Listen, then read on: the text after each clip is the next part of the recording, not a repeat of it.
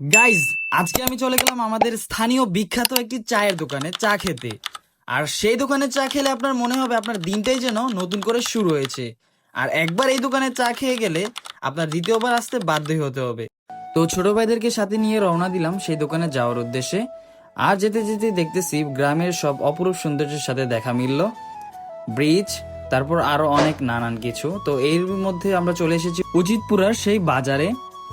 এখন আমরা চলে যাব সেই দোকানে যাওয়ার উদ্দেশ্যে। তো আজকে কিন্তু উচিতপুরার বাজারে হাট বসেছে, তার জন্য একটু লোকজন বেশি। তো হাঁটতে হাঁটতে আমরা চলে আসলাম ফাইনালি সেই দোকানে। অ্যান্ড এই দোকানে কিন্তু রুটি ভাজিও বিক্রি করা হয়। আর দেখতে পারতেছেন কত মানুষের ভিড়, আজকে হাট বলে কথা। তো দোকানের ভিতর ঢুকে পড়লাম।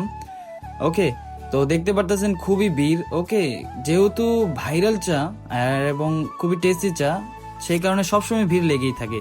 তো প্রসেসটা দেখতে পারতেছেন, চা বানানোর প্রসেস। ওনার কিন্তু খুবই সিক্রেট ফর্মুলাস আছে, যার কারণে উনি এরকম টেস্টি টি গুলো সার্ভ করতে পারে আমাদের।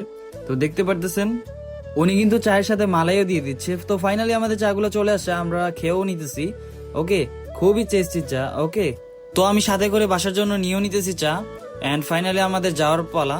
অ্যান্ড আমরা গাড়িতে উঠে পড়লাম। আর এটাই ছিল আজকের ছোট্ট একটি ব্লগ।